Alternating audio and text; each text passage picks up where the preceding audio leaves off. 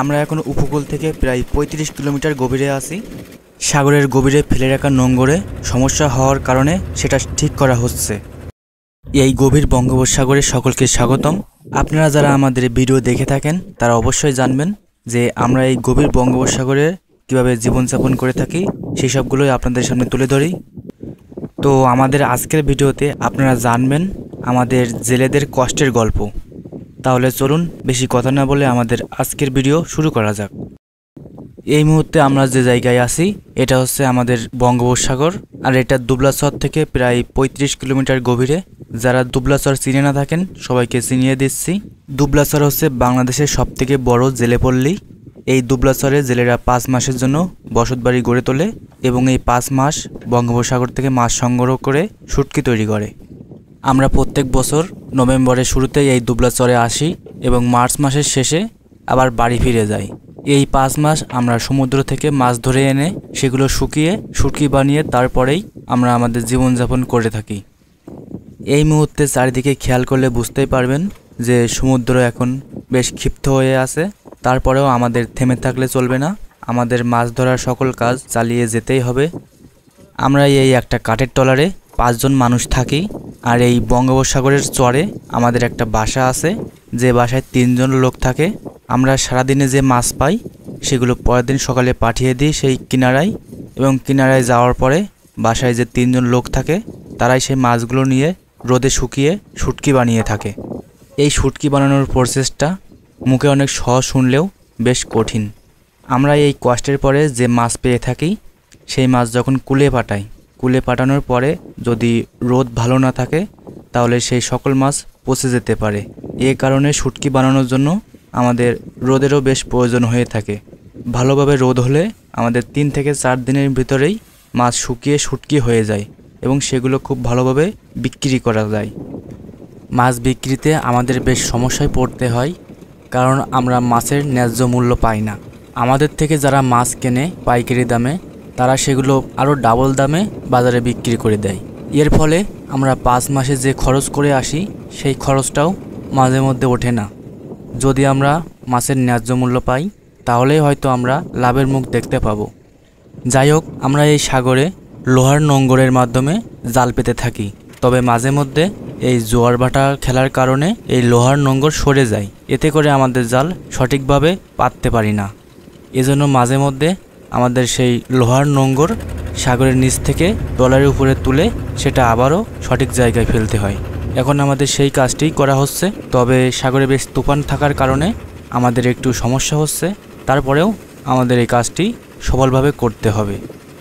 আমরা যখন সমুদ্রের কিনারা থেকে এই গভীর সাগরে আসি তখন একটানা 10 দিন থাকার মতো পর্যাপ্ত খাবার এবং অন্যান্য প্রয়োজনীয় জিনিসপত্র নিয়ে আসি, এবং ট্রলারে আমরা 5 থেকে 6 জন মানুষ থাকি।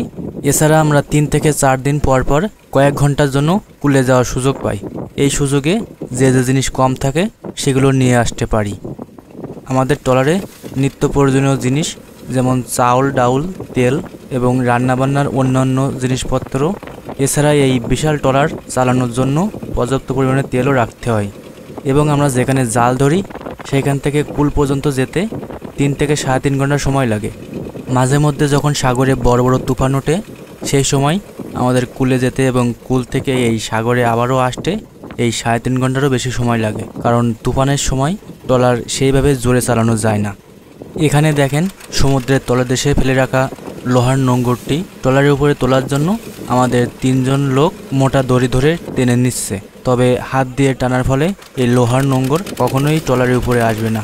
নোঙরে বাঁধা দড়ি ট্রলারে বেঁধে বেশ কিছুক্ষণ এদিকে ওদিকে চালানোর পরেই যখন নোঙর মাটি থেকে উঠে যাবে তখনই কাঠের বড় পাক গাছ দিয়ে এই দড়ি পাকিয়ে তারপরে লোহার নোঙরটি ট্রলারের উপরে তুলে নেবে। সাগরে এই মুহূর্তে তুফান থাকার কারণে আমাদের নোঙর ওঠাতে একটু সমস্যা হচ্ছে।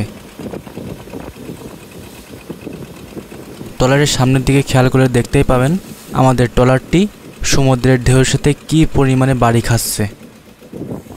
নোঙরটি এই মুহূর্তে মাটি থেকে উঠে পানির মধ্যে আছে, আর সামনে একজন দেখেন নোঙরে বেঁধে রাখা দড়ি ধরে বসে আছে। এখন ট্রলার সামনের দিকে চালিয়ে সঠিক জায়গায় এই নোঙরটি ফেলে দেওয়া হবে। এই গভীর সাগরে আমরা কোনো মোবাইল নেটওয়ার্ক পাই না, যে কারণে যদি এই গভীর সাগরে কোনো সমস্যা হয় সেই ক্ষেত্রে আমাদের কোনো সমস্যার খবর আমরা উপকূলে পৌঁছায় দিতে পারি না। সমুদ্রে যখন হঠাৎ ঝড়ের সৃষ্টি হয় তখন অনেকেরই ক্ষতি হয়, কারো ট্রলার হারিয়ে যেতে পারে, কারো আবার মানুষও হারিয়ে যেতে পারে, এবং যে মানুষগুলো হারিয়ে যায় তাদের মৃতদেহও কখনো খুঁজে পাওয়া যায় না।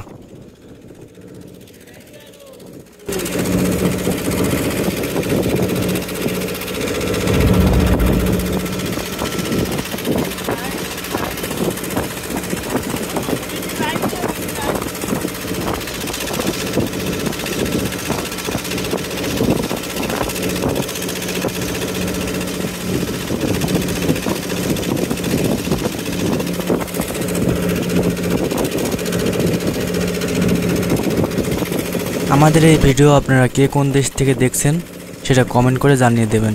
আর যদি এই ভিডিও আপনাদের কাছে ভালো লেগে থাকে তাহলে ভিডিওতে লাইক দিয়ে যাবেন। এই মুহূর্তে আমাদের লোহার নোঙর সরানো হয়ে গেছে, আর একটু সামনে গিয়েই আমরা নোঙরে থাকা দড়িটা খুলে দেব। তো ততক্ষণে সবাই আমাদের সাথে থাকবেন।